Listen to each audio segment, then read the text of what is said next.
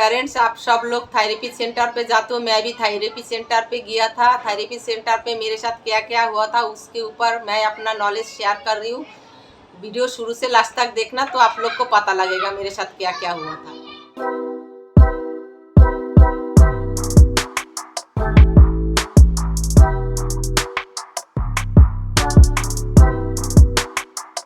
Hello friends, मैं हूँ Reena Atharva channel पर आप सबको बहुत बहुत स्वागत करती हूँ।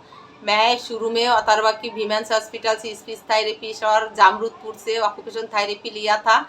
उसके बाद कोई रीज़न के वजह से थेरेपिस्ट ने 2 साल थेरेपी करना बंद कर दिया था। तो मुझे एक थेरेपी सेंटर उन लोगों ने, मेरा ऑक्यूपेशन थेरेपिस्ट ने एक थेरेपी सेंटर पे मुझे भेजा था। तो वो थेरेपी सेंटर पे जाके मेरे साथ क्या क्या कैसे हुआ क्या हुआ वो मैं बता रही हूँ। जब अथर्वा की 4 इयर्स उम्र था, मतलब 2016 में मैंने वहाँ पर गया था। तो अथर्वा की 4 इयर्स उम्र था, तब अथर्वा ABCD लिखना, कैपिटल स्मॉल लेटर ABCD लिखना, फिर 15 तक नंबर लिखना, कलर की आइडेंटिफाई, काफ़ी कुछ मैंने सिखा लिया था। उसके बाद अथर्वा की मतलब 4 इयर्स था, उस टाइम अथर्वा एक वर्ड बोल भी सकती थी। तो तब मैंने उस सेंटर पे गया था। सेंटर पे जाके सेंटर के अंदर जो थेरेपिस्ट लोग था बहुत ही बढ़िया था, बहुत ही अच्छा था, मुझे बहुत ही हेल्प किया थेरेपिस्ट लोगों ने। लेकिन वो जो सेंटर था, सेंटर का मालिक था, देखने में इतना मतलब बातचीत में इतना भोला वाला था, लेकिन अंदर में उसको हमेशा टारगेट रहता था, पेरेंट्स से पैसा कैसे कमाना है, पैसा कैसे खींचना है। ये नहीं देखता था ये गरीब है ये अमीर है, ये नहीं देखता था। जो गरीब लोगों से थोड़ा सा तो दया करूँ। एक तो बच्चों में इतना प्रॉब्लम होता है, इतना खर्चा होता है, फिर हम गरीब लोगों से भी इतना पैसा खींचते रहो तो क्या कैसे करें।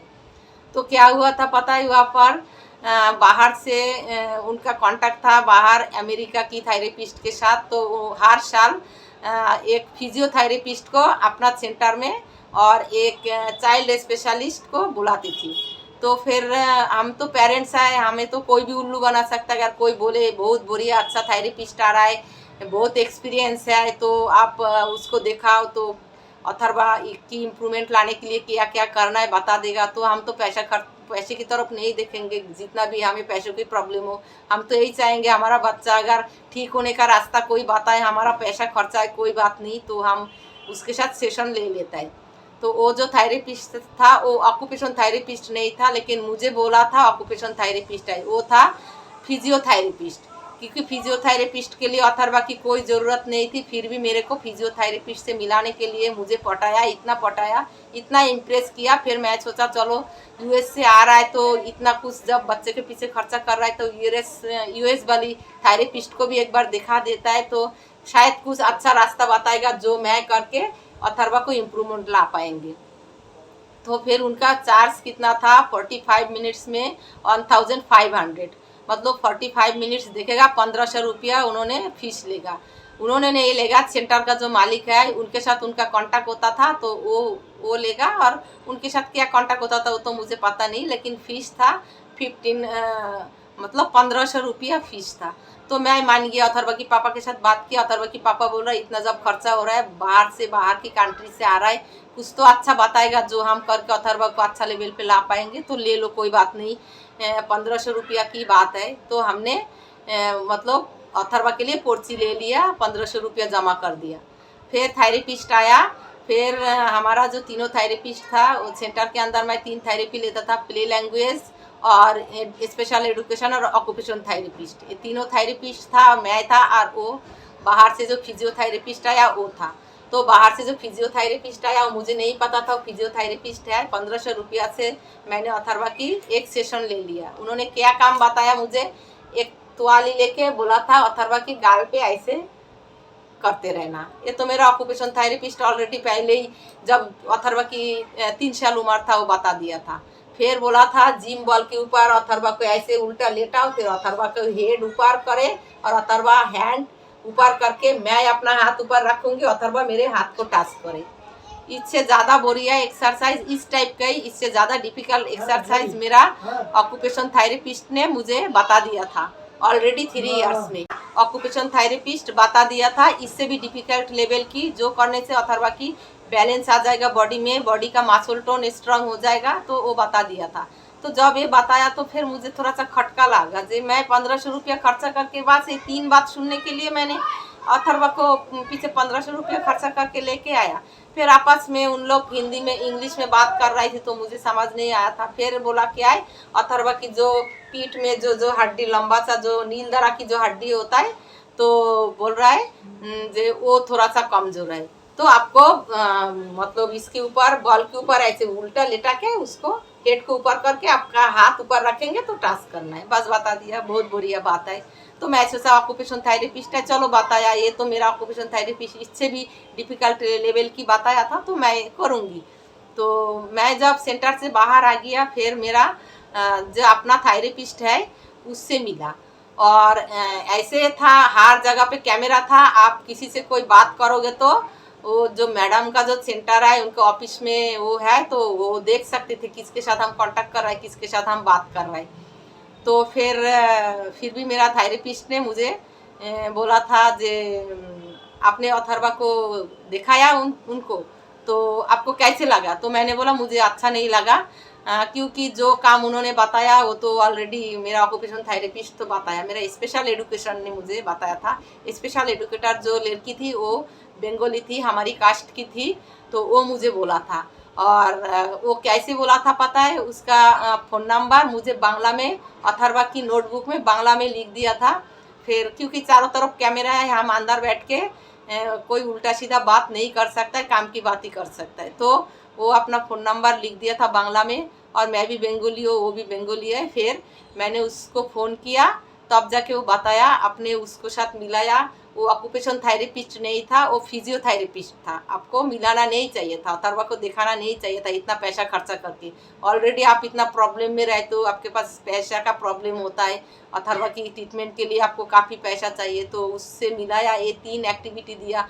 आपको ऑक्यूपेशन थेरेपिस्ट तो इससे भी ज़्यादा बेटर एक्टिविटी दिया होगा आपको। मैंने बोला हाँ, मेरा ऑक्यूपेशन थेरेपिस्ट इतना अच्छा एक्टिविटी दिया जो मैं अपना चैनल पे शेयर किया, वो करके अथर्वा की बॉडी का जो लो टोन था, जो मसल पेशी लो था, सब कुछ ठीक हो गया।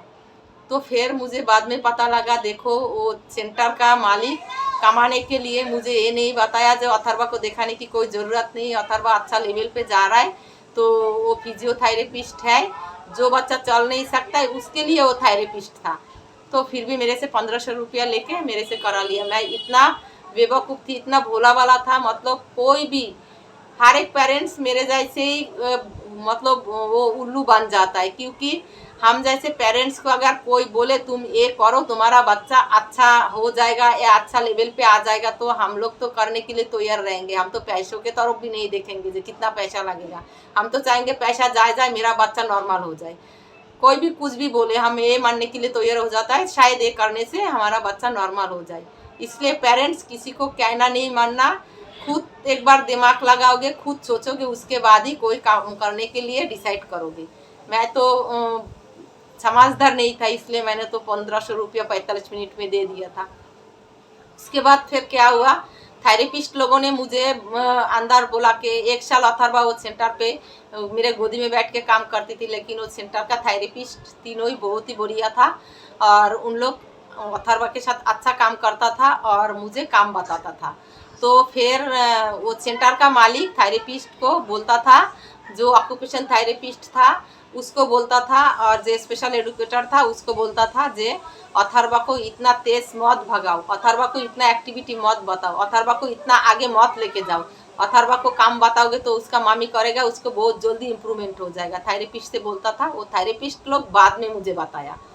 तो फिर भी मैं थेरेपिस्ट लोगों से बहुत रिक्वेस्ट करती थी जे उनका सेंटर है, उनको पैसा कमाने से मतलब है, किसी का बच्चा ठीक होने से कोई मतलब नहीं है। प्लीज़ आप लोग मेरे को थेरेपी बताते रहे ना, तो वो उन लोग मुझे थेरेपिस्ट लोग मुझे बहुत प्यार करता था, और मेरा मेहनत में उन लोग बहुत मुझे इज्जत करता था, इसलिए हमें एक्टिविटी बताते थे और मैं एक्टिविटी करती थी घर पे, और अथर्वा को धीरे धीरे इम्प्रूवमेंट आती थी। तो उस टाइम अथर्वा की 4 इयर्स था, एक वर्ड बोलता था, तब वो था सेंटर का मालिक मेरे पीछे पड़ गया, जे अथर्वा को स्पीच थेरेपी की ज़रूरत है, अभी तुम स्पीच थेरेपी लो। मतलब मेरा फाइनेंशियल प्रॉब्लम है, मैं डिसाइड करूँगी मेरे बच्चों को कौन सा थेरेपी दिलाओ नहीं दिलाओ। मेरे पास पैसा होगा तब तो अपना औकात के हिसाब से हम थेरेपी लेंगे। फिर भी मैं उसको लैंग्वेज और स्पेशल एडुकेटर ऑक्यूपेशन थेरेपी तीनों मैं लिया था। स्पीच जब उसको आ गया था तो लैंग्वेज थेरेपी ले रही थी, तो वो काफ़ी काम बताती थी। तो मुझे उम्मीद था मैं बोलते बोलते मेरे बच्चे को मैं स्पीच थेरेपी का जो काम है वो मैं सिखा ही लूँगी। सेंटेंस बोलना, एक वर्ड जब बोलने लग गई फिर सेंटेंस बोलना भी मैं सिखा लूँगी। क्योंकि सेंटेंस हम जैसे नॉर्मल बच्चों के साथ बोलता है, नॉर्मल बच्चा एक बार में हमारी बात सुन के कैच कर लेता है, स्पेशल बच्चे को बार बार बोलना पड़ता है। इसलिए मैं मतलब स्पीच थेरेपी हुआ लेना नहीं चाहती थी और मुझे प्रेशर डालती थी, नहीं लो लो लो लेना पड़ेगा, लोगे तो अच्छा होगा अथर्वा। तो उनको मतलब था पैसा कमाना। उसके बाद फिर स्पीच थेरेपी मैंने नहीं लिया, तीनों थेरेपी लिया तो काफ़ी थोड़ा इम्प्रूवमेंट अथर्वा को हुआ से भी मिला था। फिर क्या हुआ, और एक मतलब चाइल्ड स्पेशलिस्ट पीडियाट्रिशियन जो होता है यूएस से, उनको भी बुलाते थे। यूएस का डॉक्टर के साथ उनका कांटेक्ट था अपना बिजनेस बढ़ाने के लिए कि उसी बाहर की देश से कोई थेरेपिस्ट कोई डॉक्टर आएगा तो हम इंडिया में रहता है तो हम तो सोचता है कि बाहर की देश का जो थेरेपिस्ट है वो काफ़ी समझदार काफ़ी नॉलेज है, तो उनसे कुछ हमें ऐसे कुछ मिल जाएगा जिसमें हमारा बच्चा ठीक हो जाएगा। तो ये जो डिसीजन है हम पेरेंट्स को ये गलत है। हमारा इंडिया की थेरेपिस्ट भी उनके पास भी नॉलेज होता है, वो भी बता सकता है, वो भी आपको रास्ता दिखा सकता है जे कौन सा काम कराने से बच्चे को इम्प्रूवमेंट आएगा।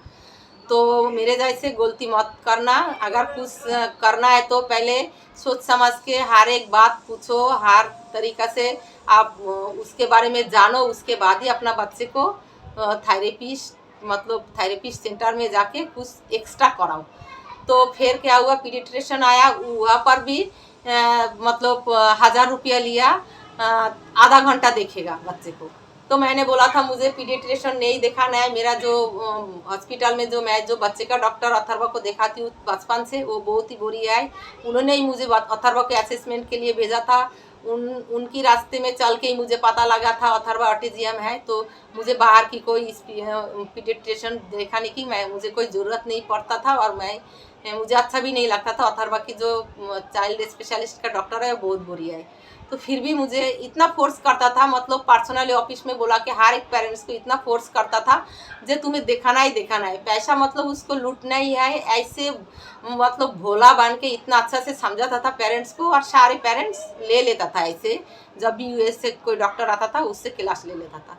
फिर बोला कि उन लोग अंदर बोला कि पीडियाट्रिशियन जो आया था अंदर बोला कि मुझे ये बोला उसको खाने पीने में ध्यान रखो, विटामिन खिलाओ, ये खिलाओ वो खिलाओ, और आपको तो पता है ये बच्चा को भी नॉर्मल नहीं हो सकता है, हम जैसे नहीं बन सकता है। तो आपको काम करते रहना है, जितना करोगे उतना इम्प्रूवमेंट मिलेगा। बस एक चाइल्ड स्पेशलिस्ट को मैं 1000 रुपया दे के बात मुझे ये सुनने को मिला। ये तो हमें खुद को भी पता है, हमें बच्चे को अच्छा डाइट देना है। तो हमारा ऑक्यूपेशन थेरेपिस्ट तो हमें ऑलरेडी पहले बताया है जे अच्छा डाइट देना है और एक्टिविटी करते रहना है। जितना तुम सिखाओगे उतना ही वो सीखेगा, जितना तुम आगे बढ़ाना चाहते हो उतना ही आगे बढ़ेगा। ये तो मुझे पता चल गया था 2 महीना के बाद जब उसको थेरेपी शुरू किया। 2-3 महीना में फिर मुझे पता लग ही गया था कुछ भी करो थेरेपी करा के हम अपना बच्चे को अच्छा लेवल पे ला सकता है। बस ये 2-3 बात उन्होंने बताया, बस ऐसे करके मेरे से पैसा लूटा था। उसके बाद फिर मैं 500 रुपया हमसे लेता था 45 मिनट में। उसके बाद धीरे धीरे उनका डिमांड बढ़ते रही, मंथ बढ़ते रही, और वो उनका चार्ज भी बढ़ते रही। फिर उन्होंने क्या किया, 700 रुपया चार्ज कर दिया। फिर मैंने देखा 700 रुपया देना मेरे बस की बात नहीं। फिर मैंने बोला तो मैं एक थेरेपी ले लूँगी। बोला एक नहीं तीनों लेना पड़ेगा आपको। तो फिर मेरे पास का रोक नहीं जे तीनों थेरेपी मैं लूँ, और इतना महंगा 700 रुपया करके, और ऊपर से एक्टिविटी का चीज़ें भी खरीदना पड़ता है, ऊपर से बच्चा बीमार रहता है। मतलब बच्चों के पीछे खर्चा आप सबको तो पता ही है कितना होता है। फिर क्या किया, वहाँ पर मैंने 1-2 महीना लिया, मतलब 1000 रुपया 700 रुपया करके थेरेपी। फिर एक बार क्या हुआ, मैंने मतलब जनवरी महीना में मेरा दीदी का बेटी का बच्चा होने वाला है, तो मुझे हॉस्पिटल जाना है। अथर्वा को थेरेपी जब क्लास 6 ख़त्म हो गया तब मैं जल्दी जल्दी में थेरेपी सेंटर से मैं हॉस्पिटल जा रही थी। उस टाइम वहाँ से मतलब सेंटर से निकलने से पहले ऑफिस में जो रिसेप्शन है वहाँ पर साइन करके निकलना होता है एंट्री करोगे तो साइन करोगे, जब बाहर जाओगे मतलब आपका क्लास ख़त्म हो गया तो आपको साइन करके निकलना है। तो मैंने साइन करने के लिए अपना एक मतलब मैं बहुत मुश्किल से एक टच स्क्रीन मोबाइल खरीदा था। तो रिसेप्शन में एक ही लड़का बैठा हुआ था, वो टेबल के ऊपर मैं फ़ोन रख के साइन किया। साइन करके मैंने और फ़ोन उठाया नहीं, मैं तुरंत निकल पड़ी। 10 मिनट बाद मैंने फ़ोन किया वहाँ पर, जो मेरा फ़ोन छूट गया। तो वहाँ पर मेरा फ़ोन है, फिर मैंने गया तुरंत वहाँ पर, बोल रहा है नहीं फ़ोन नहीं है, आप यह फ़ोन छोड़ के नहीं गया। और वहाँ पर हिडन कैमरा लगा हुआ था।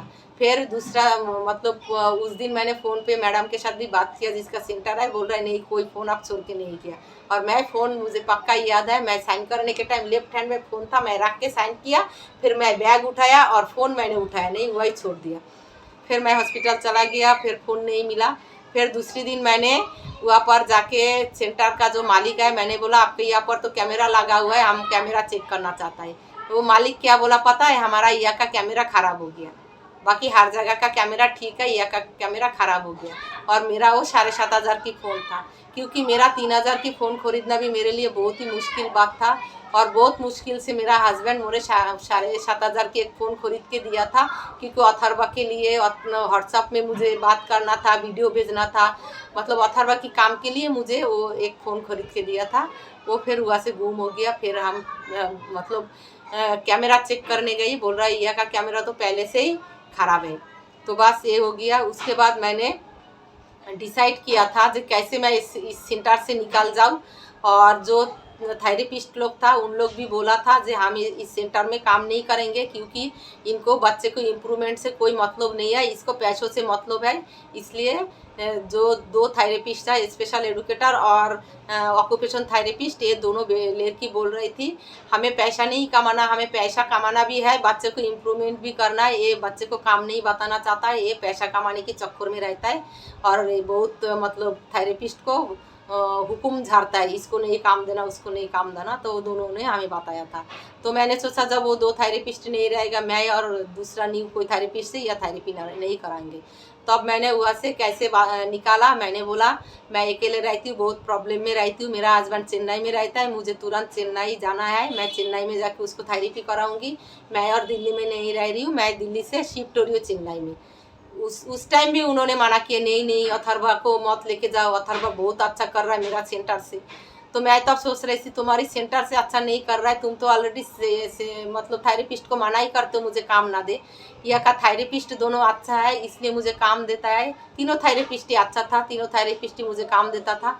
तो इन लोग काम दे रहा है इसलिए मैं काम करके आगे जा पा रही हूँ। तुम्हारी चक्कर में मैं, तुम्हारी सेंटर के चक्कर में मैं आगे नहीं जा रही हूँ, क्योंकि तुम तो ऑलरेडी मना ही कर देते हो। फिर ये बोल के मैं फिर वो सेंटर छोड़ दिया। सेंटर छोड़ने के बाद वो जो मतलब सेंटर का जो मालकिन है उसको हमेशा ये टारगेट रहता था, वो मतलब उसको पेज था, ग्रुप था, फिर यूट्यूब में चैनल था। तो मुझे उस टाइम कोई नॉलेज नहीं था सोशल मीडिया के बारे में, यूट्यूब का चैनल, फेसबुक पेज, ये वो कुछ नहीं मालूम था।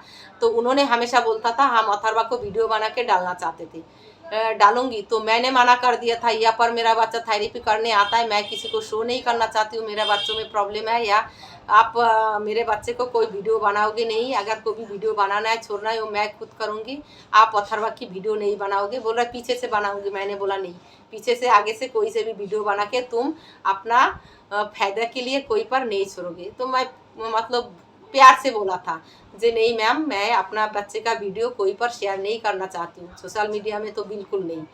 तो उस टाइम अथर्वा बिल्कुल ही मतलब ऐसे था जो मैं नहीं चाहती थी जिस सोशल मीडिया में किसी के थ्रू में मेरे बच्चे का वीडियो बाहर निकले। अगर बाहर लोगों को मैं बता देती थी मेरे बच्चों में क्या प्रॉब्लम है, अगर वीडियो कोई पर डालना हो तो मैं खुद डालूंगी। तो उनको मना कर दिया था, फिर वो रुक गया था। अथर्वा को दूसरे बच्चों को वीडियो अपलोड करके वो डालती थी, मेरा अथर्वा की वीडियो अपलोड नहीं करती थी। उसके बाद क्या हुआ, मैं जब थेरेपी सेंटर छोड़ दिया फिर मुझे बार बार फ़ोन करता था, आप दिल्ली पे हो, आप आ जाओ, आपको मैं फैसिलिटी दूंगी। तो फिर मैंने पूछा क्या फैसिलिटी दोगे बताओ। बोल रहा है मतलब कोई मतलब पैसा वाला आदमी है जो हमारी यहाँ का 2 बच्चे का खर्चा उठाना चाहता है। तो मैंने उस सेंटर का मालिक बोल रहा है मैं अथर्वा का नाम लिया है, तुम्हें फाइनेंशियल प्रॉब्लम है तो मैं अथर्वा की नाम लिया है, तो उन्होंने अथर्वा को देखना चाहता है और अथर्वा की पूरा खर्चा वो उठाना चाहता है। इसमें भी पता है उनका एक बिजनेस था। फिर मैंने बोला ठीक है मैं आ जाऊंगी। तो फिर मैंने बोला तो अथर्वा की जो जो थेरेपी की ज़रूरत है वो क्या पैसा मुझे देगा या आपको देगा? तो बोल रहा है पैसा मुझे देगा, अथर्वा की नीड के हिसाब से मैं उसको थेरेपी कराऊंगी। तो मुझे पता लगा पैसा वो अमीर आदमी से पैसा वो लूटेगा अथर्वा की नाम पे, लेकिन मेरे बच्चे को सारे थेरेपी नहीं दिलाएगा। तो मैंने बोला तो वो 3 थेरेपी करता है, तीनों थेरेपी। फिर बोल रहा है उसको इतने थेरेपी कराने की ज़रूरत नहीं है, वो तो इम्प्रूवमेंट कर लिया, हम देखेंगे पैसा हमारे अकाउंट में आ जाएगा। मतलब वो सेंटर की अकाउंट में आ जाएगा।